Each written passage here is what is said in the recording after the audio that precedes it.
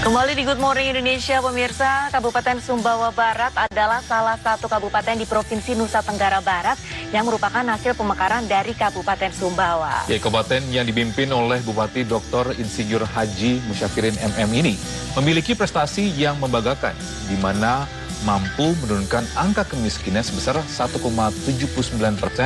dalam kurun waktu 1 tahun pada periode 2017 hingga 2018 melalui program daerah pemberdayaan gotong royong, Arista. Iya, benar sekali, Togi. Dan untuk mengulasnya telah hadir bersama kami di studio Bapak Bupati Sumbawa Barat, Bapak Musyafirin. Assalamualaikum Bapak, bagaimana kabarnya? Baik, selamat pagi.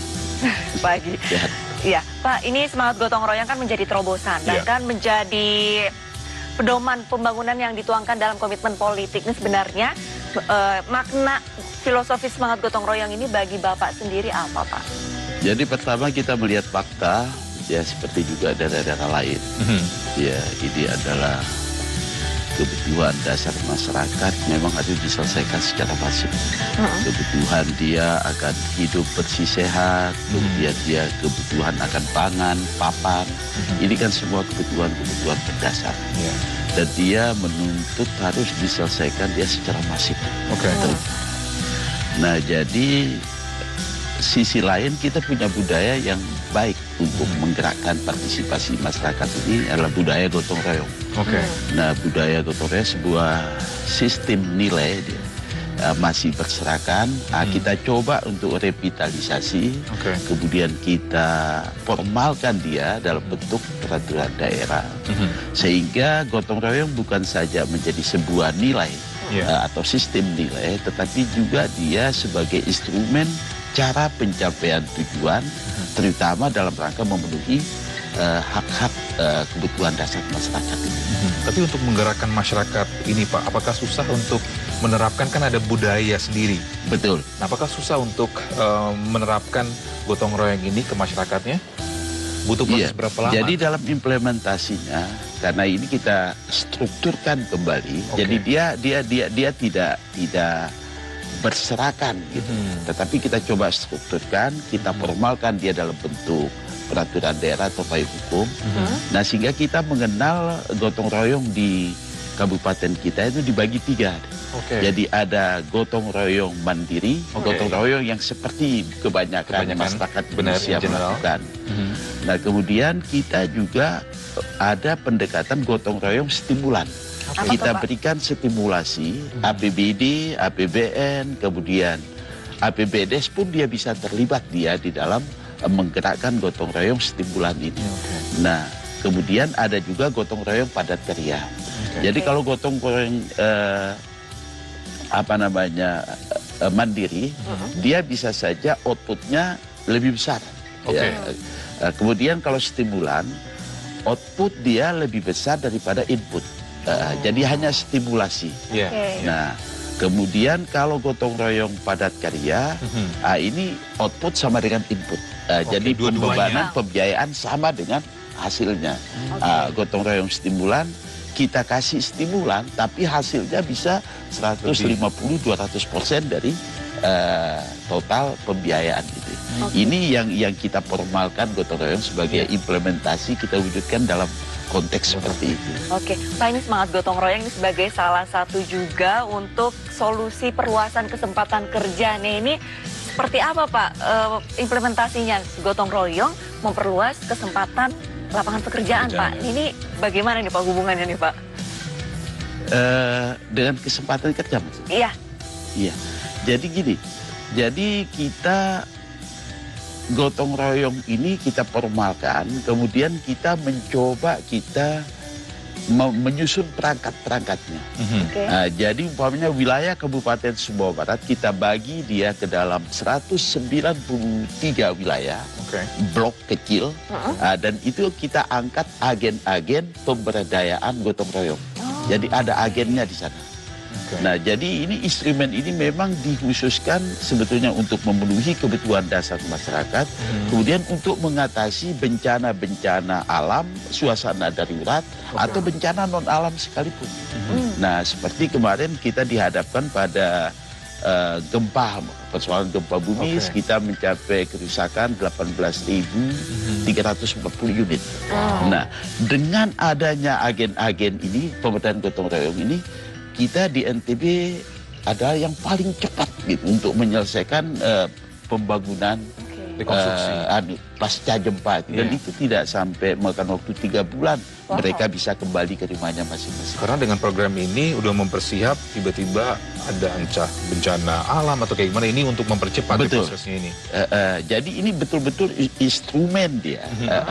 Dan itu bisa memungkinkan kita bisa melakukan secara masif, secara bersama-sama. Karena di dalam perada gotong royong itu semua elemen terlibat.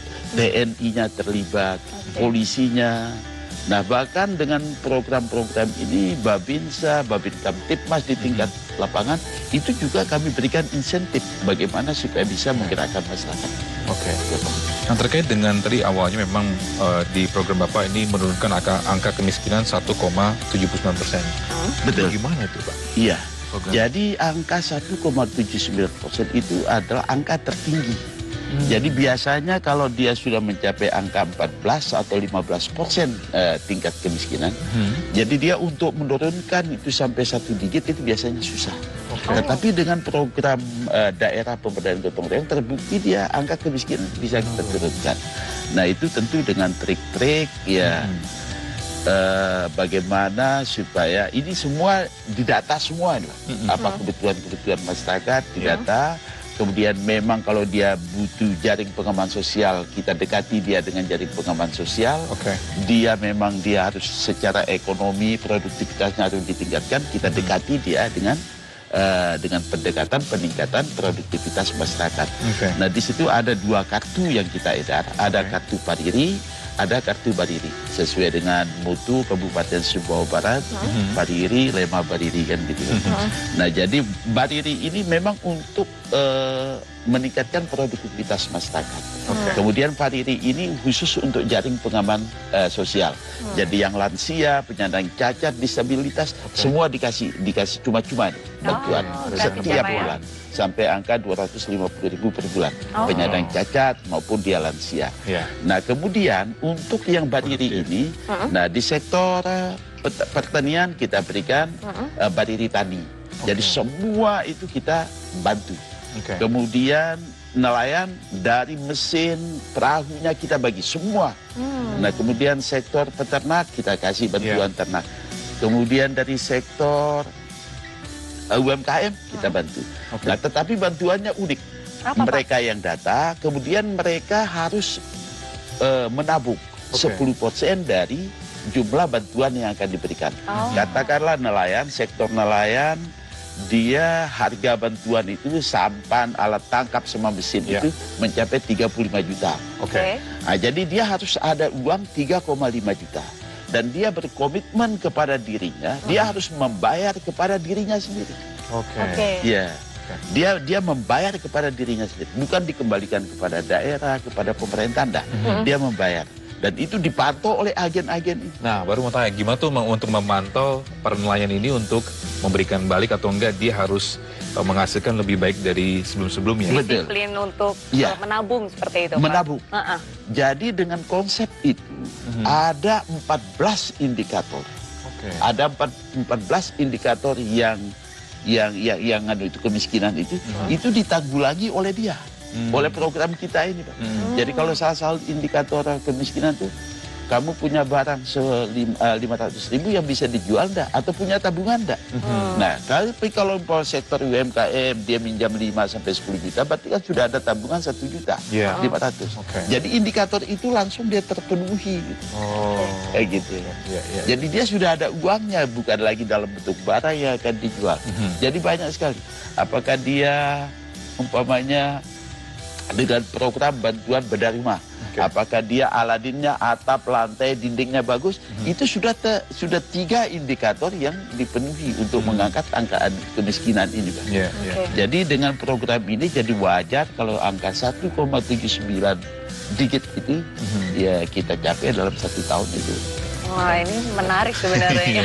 Dengan menanamkan rasa disiplin dan menabung kepada warga Sumbawa Barat. Pak, itu kan kalau misalkan tadi dari angka kemiskinan. Nah, ini di tengah era pandemi COVID-19, semangat gotong royongnya sendiri bagaimana implementasi warga Sumbawa Barat untuk menghadapi COVID-19, Pak? Iya. Jadi ini juga unik juga ini pemberdayaan gotong royong ini dengan COVID-19. Nah, jadi sekali lagi memang dirancang instrumen ini untuk menghadapi bencana alam maupun bencana non alam ini, Pak. Nah, ini kan karena kalau namanya ini kan mengganggu kebutuhan dasar yang mendasar. Nah, jadi memang harus diperlukan gerakan masif gitu. Nah, termasuk juga di dalam penanganan COVID ini. Jadi saya mohon maaf juga kalau umpamanya di kabupaten kita itu satu-satunya kabupaten dari awal yang tidak pernah menutup rumah ibadah. Ya, bahkan kalau tidak terpaksa betul dunia pendidikan saya tidak akan tutup. Dan itu saya berjalan karena tidak enak ini terlalu media sosial nih macam-macam gitu. Bahkan yang tidak punya anak pun khawatir-khawatir. Akhirnya setelah 1 bulan saya tetap untuk sekolah anak-anak, akhirnya saya mundur. Saya ikuti kebijakan-kebijakan. Tetapi pada prinsipnya masyarakat ini sudah terbiasa. Sudah terbiasa, jadi apa yang kita perintahkan, apa yang menjadi arahan pemerintah, itu sebagian besar itu diikuti. Jadi protokol COVID, cuci tangan pakai sabun, jaga jarak. Ini bukan hanya sebatas kita menjaga jarak seperti ini, tetapi yang paling penting jangan bersentuhan, menghindari sentuhan. Karena kalau kerumunan kita rapat, hampir kita tidak bisa menghindari kan. Tetapi yang paling penting hindari bersentuhan kontak langsung, itu yang paling penting. Nah, jadi kita sudah membentuk gugus tugas segala macam seperti biasa. Nah, lagi-lagi ya dari kepolisian, TNI, perangkat desa, kepala desa sampai RT, sama agen-agen ini. Jadi mereka setiap blok itu bukan skala desa lagi, Pak, untuk membuat posko pengontrolan, terutama pengawasan terhadap pelaku perjalanan. Ini yang paling kalau ini pelaku perjalanan seperti saya bisa pulang sekarang kemudian mengisolasi diri, saya menghindari untuk ketemu, itu kalau kita pulang dari daerah terjangkit. Upaya-upaya seperti itu. Jadi prinsipnya semua elemen masyarakat dengan program daerah pemberdayaan ini kita maksimalkan untuk berpartisipasi. Lalu Pak, ini saya pernah dengar kampung sehat menuju normal, Pak. Nah, ini bisa dielaborasi isi programnya sebenarnya apa sih dan masyarakat berperannya seperti apa, Pak? Tapi tahan dulu, Pak, kita akan break sebentar, Pak ya. Bisa jangan kemana-mana, tetaplah bersama kami di Good Morning Indonesia.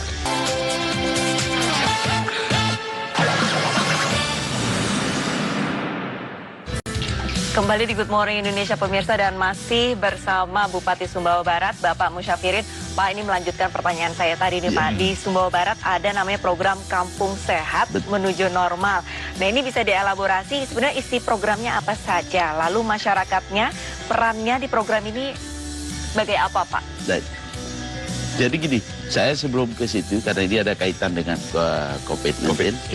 Jadi ya fasilitas-fasilitas karantina, dunia usaha juga di sana. Ya, jadi memang harus kita awasi benar, kita beri himbauan.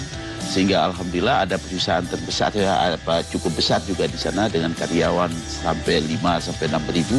Itu juga kita minta supaya menjalankan protokol COVID. Jadi tempat-tempat karantina juga kita bangun, kita siapkan. Jadi alhamdulillah jadi aman, terkendali gitu. Jadi ada 15 yang terkena, kemudian ada 12 sudah sembuh, tapi ini tetap kita isolasi semua. Jadi relatif untuk COVID-19 bisa dikendalikan, bisa ditangani. Ya, itu yang paling penting. Nah, terkait dengan Kampung Sehat ini kita perlu apresiasi nih Bapak Kapolda, Pak Iqbal ya, Kapolda yang baru NTB, Bapak Kapolda baru. Beliau yang punya program Kampung Sehat. Nah, kemudian sampai di Kabupaten Sumbawa Barat, ini tingkat NTB, tingkat Provinsi Nusa Tenggara Barat. Jadi dalam rangka menuju tatanan baru itu. New Jadi normal. kampung sehat untuk tatanan baru. Nah, kemudian sampai di KSB kita coba integrasikan dia dengan pemberdayaan gotong royong. Gotong royong. Jadi yang paling penting sekarang momentumnya, momentum.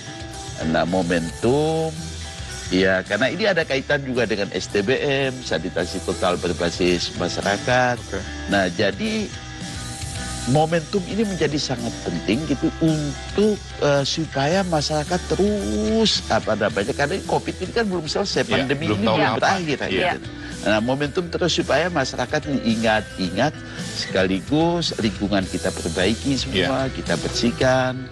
Nah, bahkan kalau kita di Kabupaten Sumbawa Barat dengan STBM 5 pilar, umpamanya 5 pilar itu ada ODF, Oke. bebas buang air besar, kemudian cuci tangan pakai sabun, kemudian minum air bersih, kemudian buang sampah rumah tangga, kemudian limbah cair. Ini pilar ini kan dia berkorelasi berkorelasi dengan cara penanganan penanggulangan penyebaran COVID ini. Seperti Iya. kita kan pakai sabun. Benar. Ya. Nah, alhamdulillah mungkin nanti sekitar tanggal pertengahan September, kabupaten kita ini kita adalah salah satu dari 23 kabupaten kota di Indonesia yang sudah ODF berkat PDPGR. Artinya sudah dinyatakan bebas buang air sembarangan. Sudah dinyatakan bebas. Oke. Itu tidak banyak. Di NTB kita sendiri, di Indonesia cuma 23. Oke. Dengan itu. Sehingga datang UNICEF. Nah, cuci tangan pakai sabun, kemudian air bersih, pertengahan September insya Allah kita akan deklarasikan bahwa itu cakupannya sudah 100% dan itu kita dipandu oleh lembaga PBB UNICEF. Oke. Gitu, Pak. Jadi untuk kembali kepada kampung sehat, saya pikir ini adalah momentum yang baik bagaimana supaya tatanan hidup baru, tatanan baru ini dalam kata pandemi ini bisa kita laksanakan secara bersama-sama. Kesempatan ini tentu saya mengucapkan terima kasih pada Kapolda yang memang sudah sangat luar biasa menggelontorkan program ini, dan ini menjadi motivasi bagi seluruh masyarakat untuk terus senantiasa beraktivitas dengan tetap menjaga protokol kesehatan COVID itu sendiri. Ya, bisa dibilang penyangga Kabupaten Sumbawa Barat ini sukses Pak ya untuk menangani COVID-19 ya. Alhamdulillah terkendali. Ya, bahkan belum kabupaten lain melaksanakan new normal, kita sudah melakukan new normal. Oke. Iya. Lalu untuk kampung sehat ini sendiri kurang lebih ada berapa desa Pak? Apa baru satu kampung atau sudah mulai diterapkan kampung sehat ini ke semua kampung yang ada di Sumbawa Semua Barat? kampung. Jadi Sudah kan diterapkan. cara masuknya kan ini karena ini program ini kan lomba cipta kampung Oke. Oh, sehat. diperlombakan. Jadi diperlombakan. semua kampung ini kita adu. Oke. Iya, bahkan semua adu itu peliuk tadi itu blok-blok tuh kita adu dia. Jadi semua masyarakat berlomba-lomba. Oke. Ya, jadi Rewardnya apa kreasi tuh, Pak? masyarakat. Jadi kalau umpamanya kalau kita ke sana seperti ada kenduri, ada perayaan besar-besaran 17 Agustus dengan ya, lebih umbul-umbul masing-masing pelosok itu. Luar biasa. Rewardnya apa tuh Pak? Kalau seandainya mereka menang Juara ini kan satu juara kampung satu, sehat pasti ini. kan Rewardnya pengen apa, Jadi Pak? inilah yang saya bilang, Pak. Jadi seperti lembaga perbankan, di sana ada beberapa bank, semua tuh lembaga Ikut bantu ya? BPD membantu. Oke. Perusahaan juga membantu lewat Oke. CSR. Ya. Nah, kadang-kadang ini kreasi-kreasi mereka kan dadakan. Oke. Nah, jadi kalau APBD kan tidak mungkin, uang Iya. negara kan tidak mungkin karena dia direncanakan dari awal kan. Iya. Nah, inilah peran-peran sektor swasta, lembaga lewat ya, CSR. bergerak mereka ya. Ya, bisa merespon dengan cepat apa kemauan dari masyarakat bawah. Jadi kepada semua itu tentu saya juga mengucapkan terima kasih lembaga perbankan, BPD, Mandiri, BNI, BRI, kemudian PT Aman Mineral Nusa Tenggara perusahaan. Tentu ini kami ucapkan terima kasih karena kebersamaan ini termasuk juga TNI, Polri, Babinsa, Babin Kamtipmas, ya ketua-ketua RT, agen-agen pemberdayaan gotong royong semuanya. Gotong royong Ya, Pak ya. agen-agen pemberdayaan gotong royong ID. Ini semuanya saya ucapkan. Ini model-modelnya. Dia kayak umbul-umbul kayak ini. Semua. Kreasi dari Jadi warga kayak ya. ada perayaan besar-besaran gitu. Ya. Terkait Jadi dengan semua pihak terlibat. terkait dengan pariwisata, gimana pariwisata Pada saat Pariwisata alhamdulillah di sana juga jadi umpamanya sekarang kampungnya dia bagus, jadi kita launching kampung wisata. Oke. Kampung wisata sehat gitu. Jadi alhamdulillah juga ya wisatawan mancanegara juga betah gitu. Oke. Ya bahkan mereka ya suka di pantai-pantai itu. Iya, pesisir pantai. Iya. Baik. Masih di tengah pandemi sudah ada wisatawan yang datang ke Iya. Sumbawa Barat, Pak? Betul. Sudah ada. Kadang nggak pulang-pulang deh. Oh, Berarti betah ya. berarti betah. Betah dia, jadi betah. Memang alamnya luar biasa.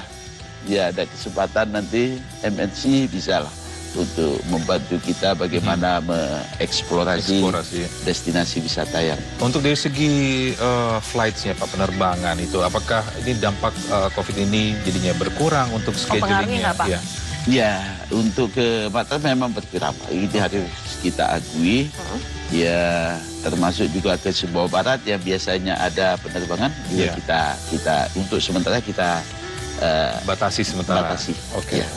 Baik, mungkin terakhir Pak, pesan untuk warga Sumbawa Barat nih Pak, dalam menangani ataupun menghadapi COVID-19, sekaligus untuk menyemangatkan agar terus Gotong royong ya. rasa gotong royongnya tetap Baik. tumbuh. Seperti apa Pak? Silakan Pak. Oke, masyarakat Sumbawa Barat yang saya cintai, saya banggakan. Kalian memang warga yang sangat luar biasa. Saya bangga dengan kalian semua. Mari kita terus bersatu padu, kita jaga kebersamaan ini dan kita tetap taat terhadap protokol kesehatan COVID-19. Ini semata-mata untuk keselamatan kita, keselamatan generasi Sumbawa Barat di masa-masa yang akan datang. Salam, kalian memang luar biasa. Baik, terima Baik, kasih terima banyak kasih Pak Bu Musyawirin Bupati atas Sumbawa informasinya. Barat. Semoga kita berdua juga bisa kunjungi Kabupaten Sumbawa Barat ya. Iya. Amin. Ini pasti indah banget ya. Soalnya Sampai nggak mau Sumbawa Barat pulang. Sampai nggak mau pulang soalnya wisatawannya. Baik pemirsa, jangan kemana-mana karena Good Morning Indonesia masih akan segera kembali dengan informasi menarik lainnya.